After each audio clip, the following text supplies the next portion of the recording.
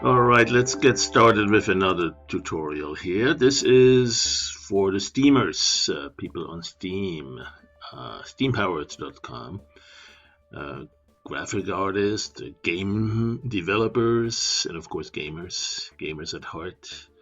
So here's a quick look at some of the things we can do with Dogwaffle. First of all, PD Howler 2023 on Steam. It's not the latest. We have a new build coming, still 2023, but basically the final build before we switch over to the development start of 2024. Alright, so I'm going to go and let's say I want to have different sizes available here. Let's say a square shaped, I have some square like 800 by 800, but I don't have a preset for some others. So one thing that might be really useful is to have access to that right here under the view menu and where is it, settings. And so right there you have your presets. Right? And in the presets you can see how these are formulated. And so one thing I'm going to do is I'm going to do a 1024 squared. Actually, I already put one in there. Silly me, I didn't see it. But there may be some others. Let's say 1920. Let's say I want a 1600 by 900. So I'll just go here and put that in there. This is what the menu is going to show. So 1600 by x 900. And whatever I want to call it, and then there's a comma, double quote and comma, and then the two dimensions. 1600 is the width in pixels, and 900 is the height also in pixels. And that's it. And then save that. Now I need to, I think I need to switch, I need to restart. Let's see if it shows it already. If I do a new document, yeah, it doesn't have it here yet. So I need to actually exit the application and restart it. So here we go. Stopping any moment. Or I guess I can do that. Exit game confirm. It's not really a game, but we behave as if. And there we go. Let's go back into it, and hopefully this will have remembered that option for the dimensions. Alright, let's go here, new, close this one, and there we go. Whatever the size is, what you want. I don't think you can double click it to make it, so you have to click OK.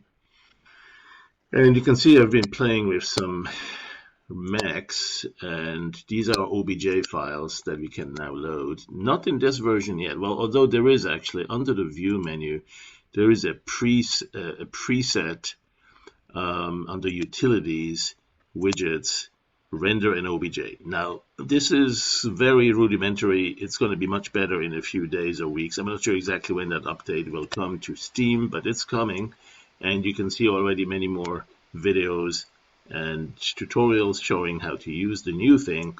So get ready for a nice little update there. There will be a free update if you already have 2023. So what this can do is open the geometry files. We have a few included.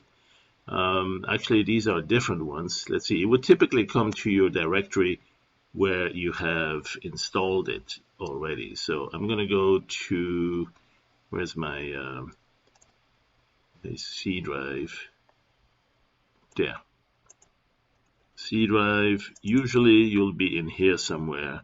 Howler, actually Steam Edition is what we should look for. So it's probably under the 64-bit version of Steam. Boom, boom, boom, boom. Come on. Where is the Steam? Oh, it's not on that. Also, was it under the x86? I am so not familiar with where we put this. There it is, Steam. And then there is, I think, Steam app. Yeah, Steam apps. There it is. So this is where you go for the various apps and games and installed applications. And so under common, I think, is where you'll find it. Yep, there it is. I have a couple. There's Curvy, a nice little 3D program for just $5. I highly recommend you get that. And then with that, you can actually qualify for access to the beta that's currently under development for Curvy 5, the full-fledged new version. Absolutely amazing. So check on that. Then there is also Howler, the earlier versions, but now Howler 23 is what we call the new one. So when you look in here, there's a couple of things you can find here. One of them is the geometry folder. Right, and in the geometry folder, we do have two subdirectories. One is for foliage, those are trees, and then there's a couple of test objects. These are OBJs for a bunny, some dragon. There's a number 2 that's plastered onto a piece of rectangular geometry, and there's a teapot. So let's take a look at some of these. Let's first of all take a look at what we really meant this for initially. It's a bunch of trees. There's the first tree 1, 2, 3, 4, and 5, and then there's basic trees. There's some weeds, some pine trees, oak trees, some pretty big ones. You can see this one here. It's not super big for OBJ files. As far as OBJ files go, they can be much bigger. But what's in an OBJ file is a mix of geometry, vertices, vertex normals, texture normals, and so on, and also material libraries. Now, you don't see them listed here, but if you go up one level, right-click here, and open this in a new window, then you'll see what's actually in that directory is not just those OBJ files. The object geometry is in the OBJ files. You see them here. And if you have a recent version of Windows, you will have a previewer able to display them. Sometimes it takes a little while to cache it, to load it. But some of them will load really quickly. Let's see if you have some of the smaller weeds here. Yeah, something. Oh, there it is. Okay, so here's one. And it's a full 3D object. This one doesn't have textures on it as far as I recall, but you see there is a weed material, an MTL file. So each of those OBJ files will usually be accompanied by a material file. That one you can actually open in Notepad, or what I highly recommend is Notepad++.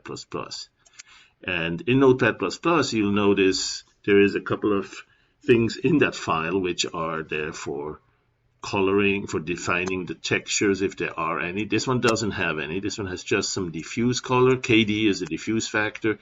So you can see that's mostly a little bit of red, a little bit more of green, and very little blue. So it'll be mostly a kind of a greenish appearance, green-yellow. And sure enough, that's what we actually notice here if we preview it. There, this one here. No, it wasn't this one. Which one was it now? This one maybe, yeah. A light green with a little bit of a reddish or yellowish tint to it.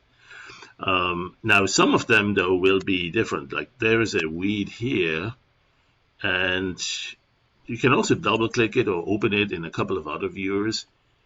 Really good to become familiar. Learn Blender, that's free. It's a great open source app that does just about anything. 2D animation, 3D painting, and of course 3D modeling and sculpting and 3D assembly, rendering, animation, just really a lot of things. So you want one tool that does it all or almost everything. You can probably learn Blender and be there. But there's a couple of other things. There's also a 3D viewer. That comes from the Microsoft App Store for Windows. There's also Paint 3D, Print 3D, and there's one more. I'm trying to remember what's the other one called. 3D something. It's not here. Let me go into these apps here.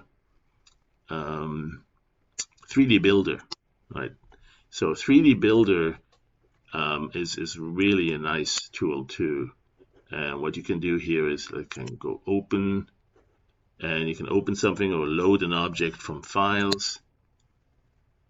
And that, of course, will let you navigate through your file system. But you see there's also, there's quite a number of models already included. I had one here that I played with. So those you can export in a number of formats. Right, if you import the model, sometimes it will analyze it and tell you there's something wrong with the model, and it will try to fix it. So that's really awesome too. If there are some holes in the body that you know is supposed to be fully closed, watertight, as we also say, and if it finds that there are polygons that are not triangles or quads, it's a bit difficult to work with. So I think triangles is what it seeks. And you can certainly do a number of things here to improve it and then eventually save it. save it to different formats. So you can keep it in the format, or you can modify it. It will give you actually some it will give you export options here, save as, or yeah, that's probably it here, save as, and then you can see the tooltip. It tells you what format it supports. So you can go and save it as STL for stereolithography. That's a bunch of triangles, and that's an easy way to get it triangulated too. If you have a model that's got some complex facets, first of all, if you load it in here, it will find it and turn it into triangles. But even if it didn't, if it had quads and it was leaving it alone, you can still export it back to a STL, and it will automatically triangulate it, because STL only knows triangles. But it loses color and other details, textures. So better is OBJ if you want to send it to a 3D printer with coloring, with decals, or use it as such in Dogwaffle, in Howler. Let's keep it that way, right? So you save it out as an OBJ file, and then sure enough, you'll have something you can actually import into Dogwaffle too. So I'm going to go back to these trees, because some of these are really nice. There's like a mushroom. I can let's see the pine tree. This one here. If I double click it, it opens it in the 3D viewer. So again, there's 3D Builder and a few others. Now the 3D viewer doesn't actually use the stencil mask that we have. We have a clip mask. And that's really what I want to talk about here. You can see, if you look at one of like the pine tree OBJ, that was this one here, but now we have the material files too. And so that one, if you open it in Notepad++, you can see the materials are not just a bunch of parameters like we saw earlier. There's a piece of bark, and it has a texture, right? It identifies seamless or basic bark 04 seamless. Make sure these names don't have spaces. It's easier to find the file if it doesn't have spaces. So our parser has a little bit of a limitation there. You can easily live with that. So when you create something, the file names should not have spaces. You can use dashes, or even just get rid of the ampersand, the underscore here. Underscore is a good one, dash is good, and then just none of that, but just don't leave it with spaces. But you see there is a clip mask here, right? So we use that to determine the transparency, either fully transparent or fully opaque. This one here, I don't know if we actually use. There is a parameter here, and it's using the same image, so maybe that's how it started from an export. I'm not sure exactly, but this is something that Dan put together, so you can look at the trees. And for example, you see this image here, that's simply a mask. That's the transparency mask, right? That one's for the pine branches, and then there's a pine branch, the color part of it, right? So that's the texture map, and that's the transparency map, or clip mask, if you want to call it that. And this file, the material file, simply tells you that's what we want to use it, how we want to use it, right? So the colors are being identified right here, the texture map that should be used, the clip mask, all of that is put together into the branch material. There's another material here for the bark. And so the branch is going to basically be the leaves, the pine, what do you call them? These little guys here, right? These parts. And it's pretty sophisticated when you think about it. There's a lot of little details in that mask. But yeah, some of them are a little bit simpler, and you see. So how do you get something like that? Well, in Howler, that's really easy, right? I mean, if you load one of those, let's say I'm going to open this pine branch here. Open that in, for example, in Airfront View or some other photo editor. This one is a JPEG image, right? So it doesn't have an alpha channel. It doesn't have transparency mask, but we can easily make transparency on that. And what you can do is you Control A to select it all, Control C to copy it, and then go over to Howler and close this part. There you go. We were still in that filter. Let me get out of it here, and simply Control V to paste it right in there and replace the image. So now we have this image here that we're working with. And first of all, I'll store it right here. And then I'm going to say this color here, I want to make transparent. So I want to select it. Right? Go to the selection mask, selection menu, and select by color key. right? And you simply, in this preview here, you simply pick the color like that. Now it's going to have some tolerance you can adjust. You can say you want more or less of that, and if you don't do enough, you might have a little of a glow or some edges. I would just go with the default first and see if that works. Now, of course, sometimes the green you see here, you can also see somewhere in here. So some of the pixels in here will become transparent. Now, right now, we didn't tell it to make them transparent. We just say we wanted to select them.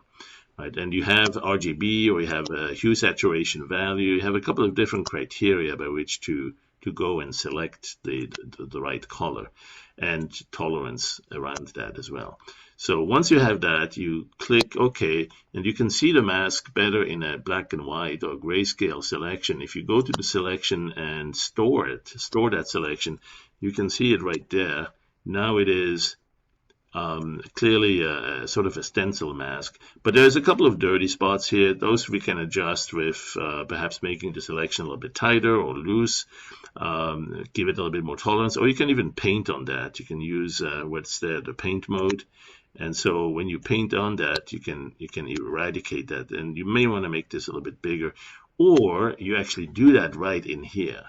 Right, because there you can zoom and stuff. So I'm going to go do that. I'm going to go, first of all, we store this image. That also stores the alpha channel that's currently selected.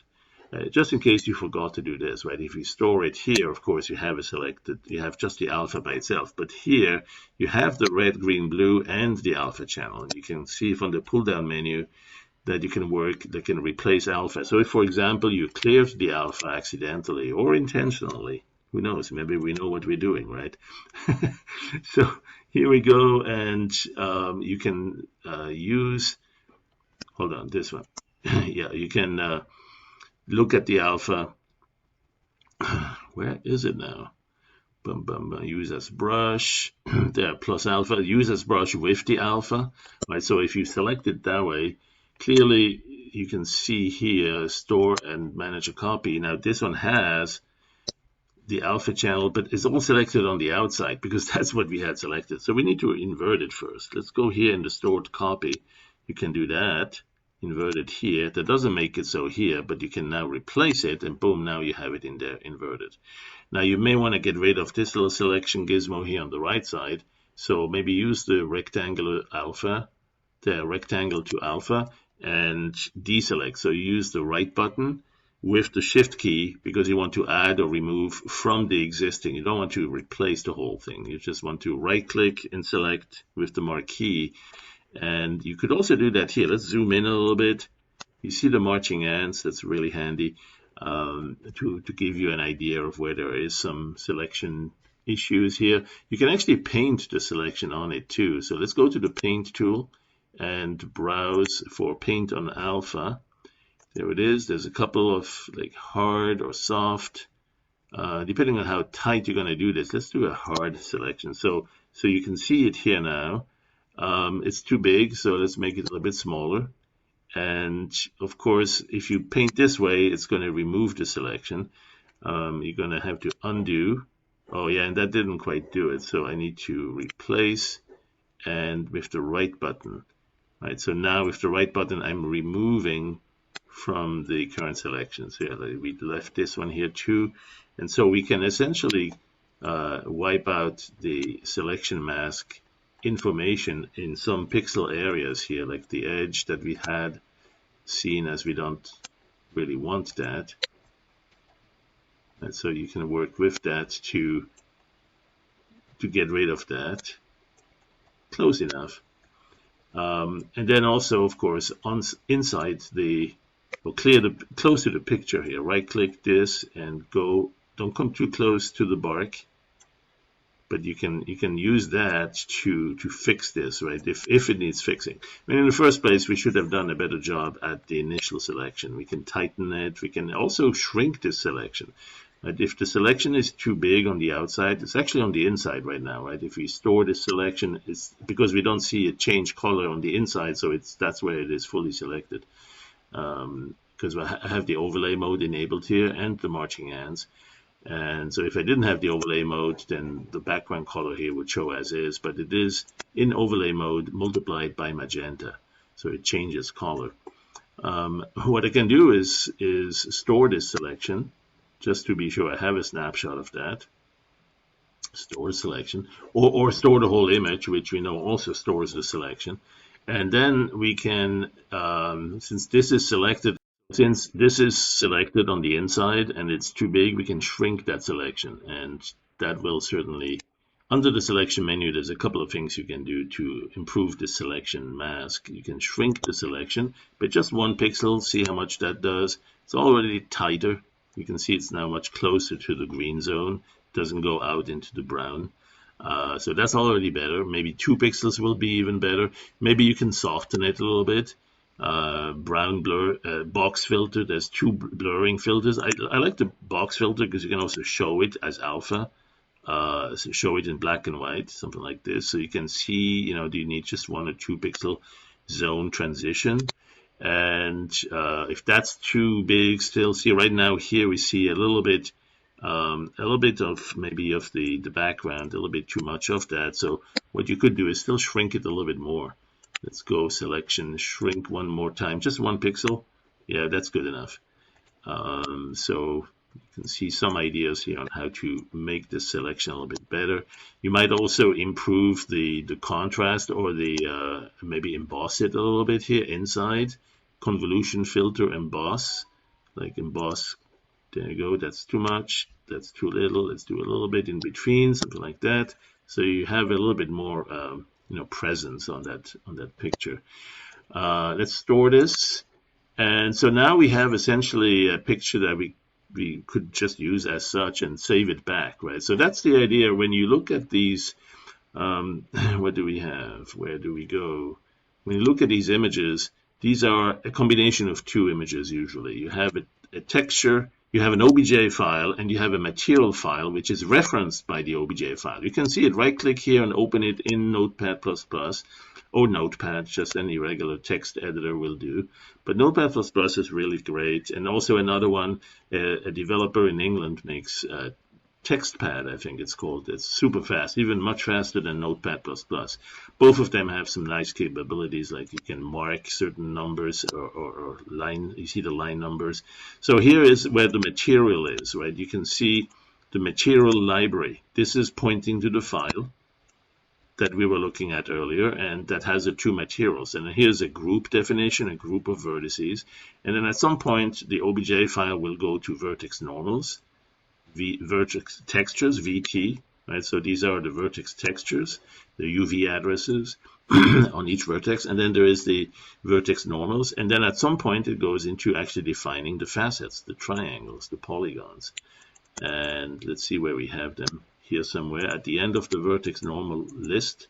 There. So here, my mouse is too sensitive. It's a topolino very sensitivo. So here's a group for bark number 2, and we use the material. We say which material to use. So remember, this one was in the material file. The MTL file defines the materials. Here in the OBJ file, where the objects are defined, we actually say when we use them. S as in off. I'm not sure if that's smooth shading or what that is. I'll have to experiment with that. I see this occasionally. But the most important part is the facets, right? So here's one facet with 3 triplets. The triplet is the vertex, the index to a position, to a vertex, an index to a vertex texture, and an index to a vertex normal. Or maybe this one's the normal and this one's the vertex address, texture address. I don't recall. But at any rate, what you see is it's triangles, because we have 1, 2, 3 vertices, right? Or triplets of vertices and their data, vertex texture and vertex normal.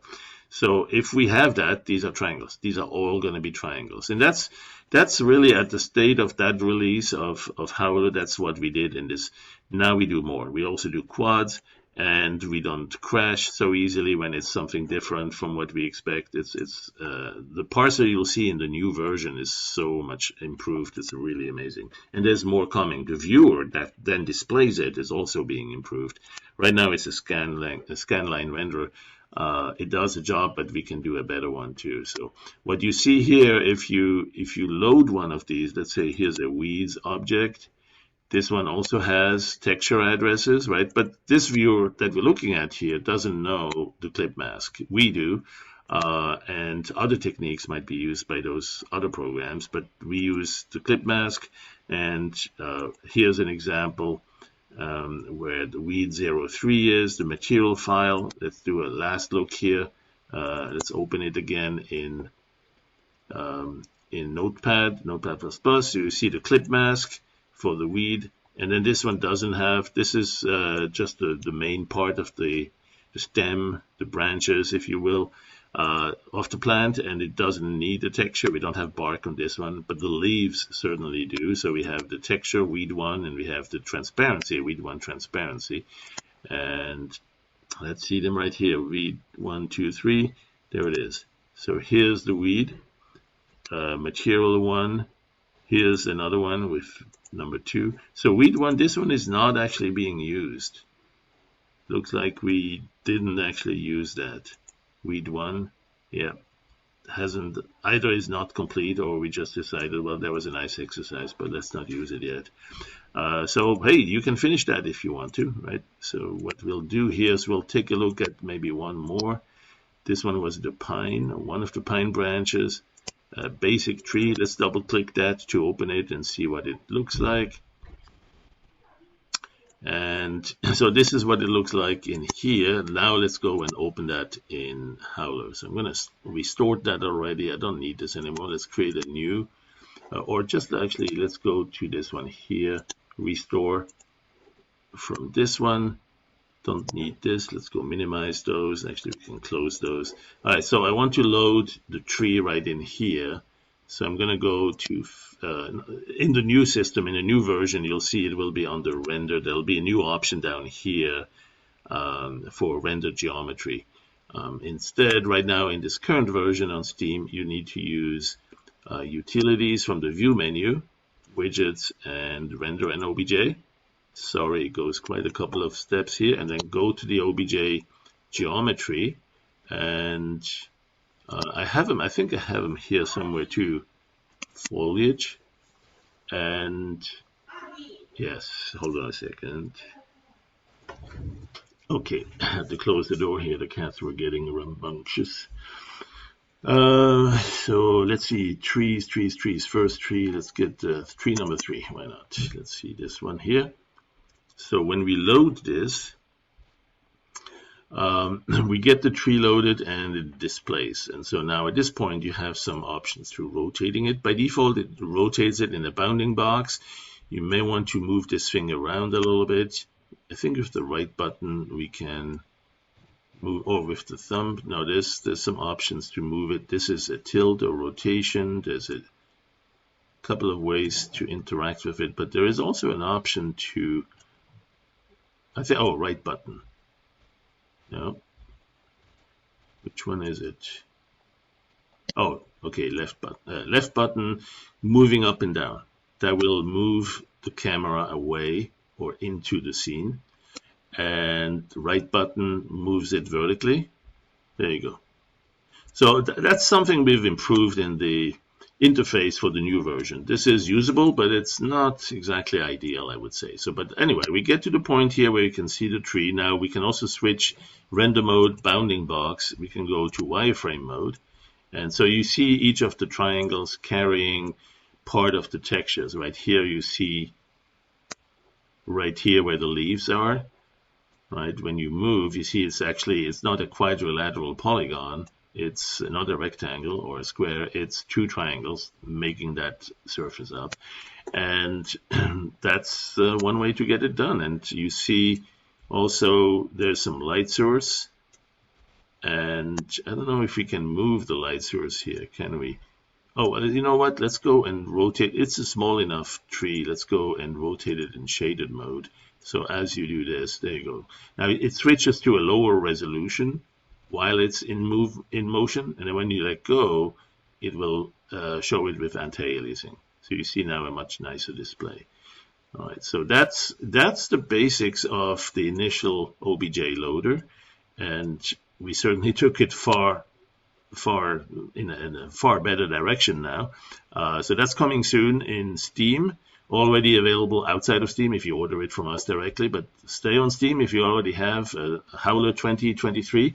There will be a free update coming soon, and maybe by the time you watch this, it's already there, and you will see the new place for this. Let's go and select one other piece of geometry here. What was weed number 3, I think. There you go. So there you go. You see it right down there. Actually, use the preview to operate, to view it. It will be a bigger preview also in the new updated version. So here you go. Bring it in closer. There's also a zoom option in the newer viewer. So it's so much more improved. So much, you control the lights. You can rotate the lights. Here you can't. There's not much I think you can do. Maybe. No, you can't. You just can't. So let's see. Rotate this. You can rotate it around the axis vertically here. But yeah, anyway, so you can create your own leaves. You can edit those like any image editor. You can do that in Dogwaffle, of course, and then you can load your 3D objects. And typically, one of the reasons why we do this is we want to put them into a brush. Right, so this angle, or this angle, or this angle, you have many different leaves or pieces of weed now that you can render, and that's exactly what we hope to do with that. In fact, in the new version, you'll have a button where you can say Create Brush, and it stores it automatically. And then you have another button that shows at that point called Add to Brush, so you can keep adding as you rotate it or move it or make it a little bit bigger, make it a little bit smaller. You'll see, click the button Add to Brush, rotate, add to brush, rotate, add to brush. So you can quickly create animated brushes, or hoses as they're also called in some other programs. And you can basically have an image sequence of random looking different renditions of this one 3D model. And that's really the beautiful thing. So for example, if you had to do this manually with this older version, you would simply go now and pick it up as a custom brush, something like this here. And with the marquee, you say, let's go and select it like this. And now you have it in a brush. Now you want the background transparent, so you right-click this selection tool, and you can key it to be transparent on white. And that's it. So now you have. Oops, I'm still on that selection. Sorry, let's do that again. Okay, so select it like this, and then right-click. Actually, see, the background should be white. This one's not exactly white, and that's why I think it's not doing this transparency automatically. So I'm going to select the background like this.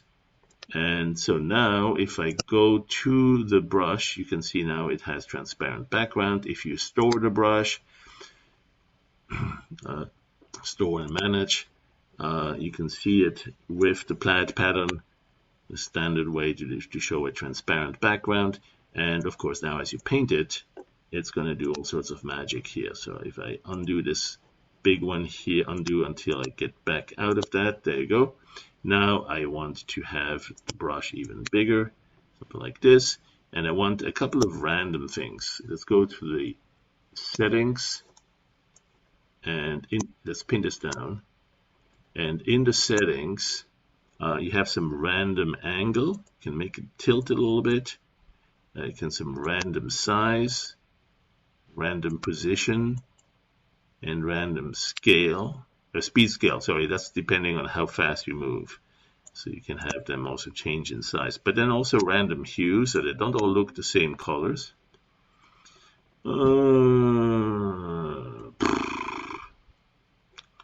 Well, okay, maybe another day. Okay, so random saturation. What do we have here? Random value. That's the brightness. So you can make some of them lighter, some of them darker. And there's also a bleeding into the background. That's an interesting one to use too. And the dry out too. So it's gradually losing its ink. And so as you're painting now, you have, see this dry out effect? Let's do without for now. So it stays like that, but you see they're not all the same color because we have this random hue. Let's do a little bit more random hue, and random, especially saturation and brightness. So now you really have a mix of more brownish looking or blue looking or green looking different leaves, and it all comes from this one 3D tree, just one 3D object. So yeah, that's sort of a quick rundown on the 3D viewer in its last leg, because we are about to update it to something much cooler. And in fact, it's cool enough to load this big boy here, this bad boy, 3D model in an OBJ file. And this one was actually done at a time when we still had some glitches. You can see some areas. Let's go and hide the preview. You can see some areas are missing some polygons. Those are complex polygons that we didn't handle properly. So instead we triangulated, and it's better now. But this one here is a typical example of what can happen if your renderer is not able, or your parser is not able to comprehend complex polygons with holes or shapes that are just not triangles and quads. Even this current one didn't do quads, now we do. So getting light years ahead of where we need to be, and it's going to be much more fun that way.